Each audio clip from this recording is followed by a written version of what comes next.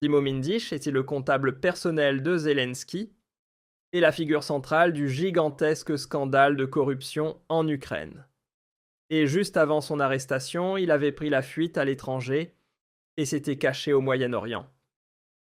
Et voilà que l'on apprend maintenant qu'une attaque a été menée contre lui et qu'il n'a échappé à la mort que de justesse. Zelensky essaierait-il ici d'effacer ses traces et d'éliminer d'éventuels témoins? Regardons ensemble ce rapport choc. C'est parti. Avant de commencer, je veux encore mentionner brièvement la grande offensive ukrainienne qui est actuellement en cours contre Moscou.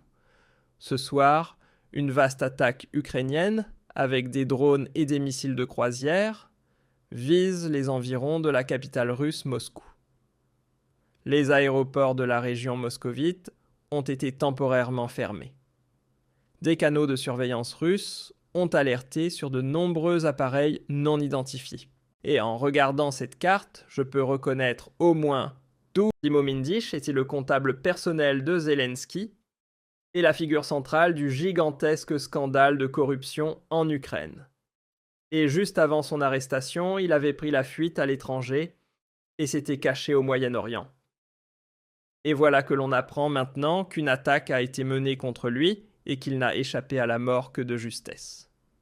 Zelensky essaierait-il ici d'effacer ses traces et d'éliminer d'éventuels témoins? Regardons ensemble ce rapport choc. C'est parti. Avant de commencer, je veux encore mentionner brièvement la grande offensive ukrainienne qui est actuellement en cours contre Moscou. Ce soir, une vaste attaque ukrainienne, avec des drones et des missiles de croisière, vise les environs de la capitale russe Moscou. Les aéroports de la région moscovite ont été temporairement fermés. Des canaux de surveillance russes ont alerté sur de nombreux appareils non identifiés.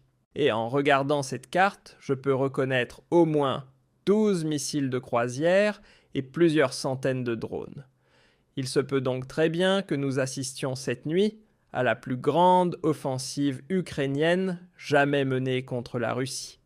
Cependant, pour l'instant, au moment même où j'enregistre cette vidéo, l'attaque est encore en cours et je vous donnerai plus tard une mise à jour détaillée. Et en attendant, poursuivons avec le sujet principal de la vidéo d'aujourd'hui, car nous assistons actuellement au plus grand scandale de corruption de l'Ukraine et tout le gouvernement de Zelensky y est impliqué. Son propre comptable et principal suspect, Timo Mindisch, a déjà pris la fuite à l'étranger. Le chef de cabinet de Zelensky a dû démissionner la semaine dernière, tout comme son ministre de l'Énergie et son ministre de la Justice. Et ce ne sont que les gros poissons, inutiles même de commencer à parler des plus petits.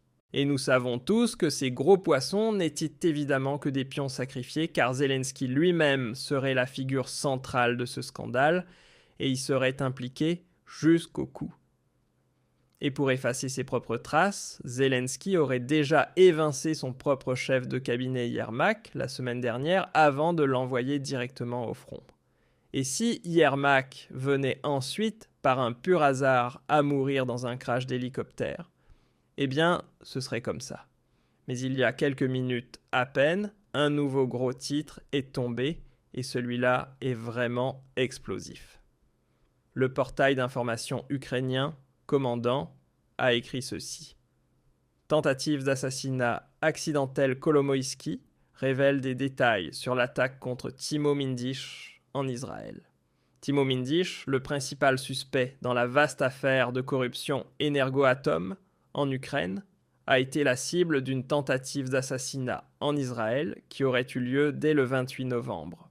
L'homme d'affaires Ihor Kolomoïski l'a déclaré au tribunal et a ajouté que Mindisch avait survécu uniquement parce que les assaillants avaient confondu la maison. Et c'est vraiment choquant.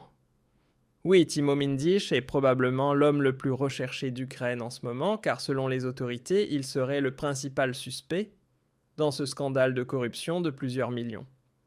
Et bien sûr, lorsqu'on est le principal suspect, on possède une quantité énorme d'informations internes sur le déroulement de toute l'affaire, sur tout l'argent détourné et évidemment sur toutes les personnes impliquées.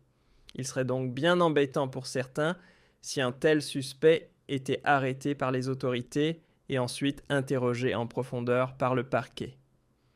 Il pourrait en effet arriver que ce principal suspect conclue un accord par exemple en dénonçant d'autres personnes impliquées et en fournissant des preuves, devenant ainsi une sorte de témoin clé.